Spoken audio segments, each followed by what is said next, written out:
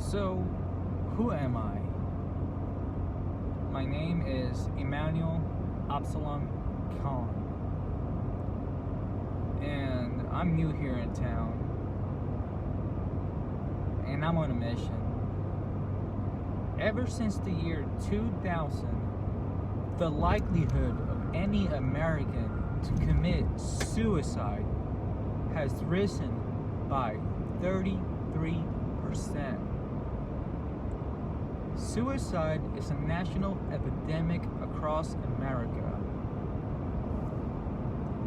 So I started a website called LMBQ.me.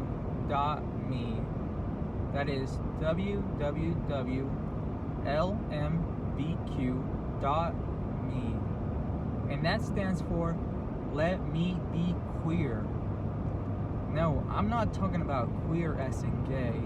I'm talking about queer as in happy. Let me be happy. So what is the mission of LMBQ? Our mission, let me tell you first what happened a couple months ago. January 14th. I was going through a hard time. I was pill popping, Xanax. I was drinking. And the week before, I was just laying in bed. It was a whole week of laying in bed, depressed. I was barely eating. Wasn't talking to nobody. Wasn't talking to my family. They would come into my room and try to cheer me up, but I didn't want nothing of it. So January 14th, I tried to commit suicide. I did. By taking Xanax. I tried to overdose. Tried to go to bed forever. I was texting some of my few friends, close few friends, my final goodbyes. I was apologizing to my cousin for stealing a bottle of his years ago, because that still tormented me. And that's January 14th. I wake up January 15th. I'm alive, but I'm still so high. My mom, she had enough of it. She was gonna send me to the therapist by force, and she did. I was in this truck, riding in the back seat, my sister in the passenger seat, and we went to Prairie Star. And I don't remember much about the guy, but I know that he was trying to help, but he couldn't, because he was perfect.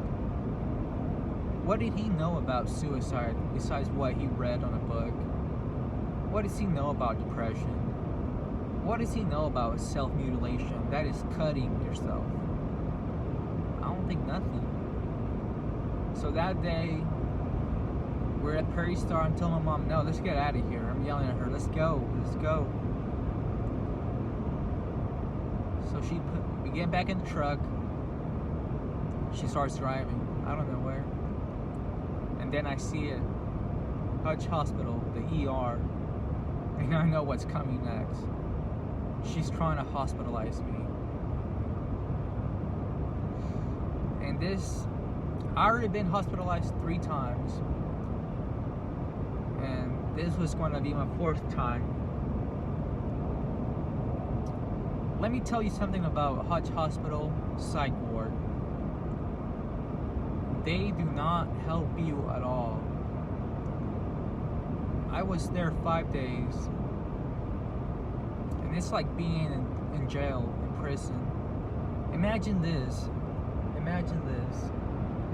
Everything you like, everything you love, everything you care for, your video games, your popcorn, your pop, walking outside, sunlight in your face, working out, they take everything away from you. And the psych ward, it's changed since last time I've been there. Yes, I was there many years ago when I was in high school. It's changed. It's a big rectangle, and in the middle another office, a rectangle. That's where all the nurses and CNAs hang out. Yeah, hang out. Because they don't take care of you. You're just there till the doctor says you're ready to leave. But you have to lie to leave. You have to lie. Are you getting this? You have to lie. Because if you tell them how you really feel, you will stay there longer. Away from your parents, from your friends. Yes, you were feeling suicidal, anxious, depressed. But you didn't want to be locked away. Nobody does. The first night I go in there, well, I'm at the ER. I'm strapped because I'm dangerous. The officer that took me, he was a really nice guy, but he didn't know what he was doing. So I'm there at the ER, strapped. They're taking my blood, taking my vitals, which I never consented to. It's by force. They're taking my vitals, they're taking my blood, and I'm still high, but I'm conscious, okay? And to them, I'm talking this crazy stuff. I was saying they're putting soy in everything, which they are. Prove me wrong. Prove me wrong.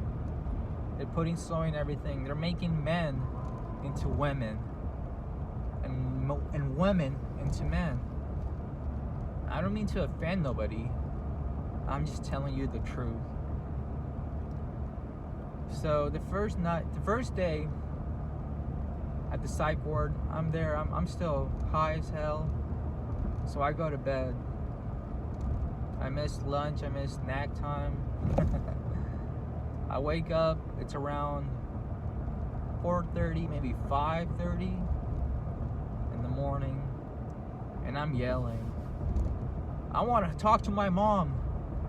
I want to talk to my mom. This nurse, she wouldn't let me. You have to wait till 6. No, I want to talk to her right now. Because I know if I called at 6, she wasn't going to be there. I want to talk to my mom. I want to talk to my mom. She gets on the phone, calls security. There's 2 security people in my room now. And I'm talking to them like this. I have PTSD. Do you understand what that is? Do you understand how that feels? I need to get out of here. I can't be here. I need to talk to my mom. Look, I understand you're just doing your job.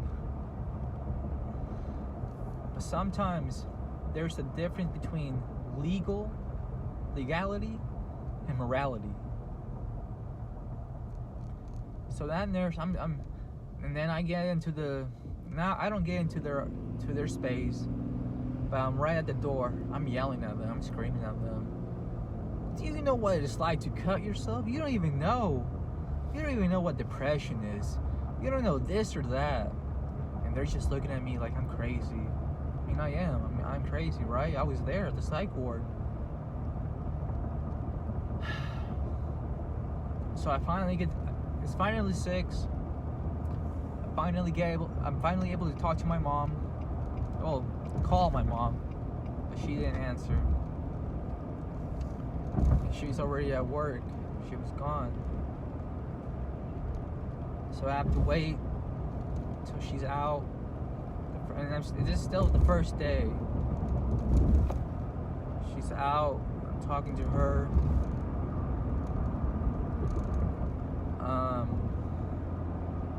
I call her finally,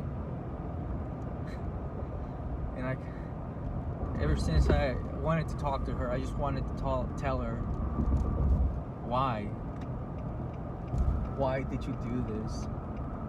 You know they don't help. You know, I've told you I've been hospitalized 3 times. This is my 4th time. You know they don't help.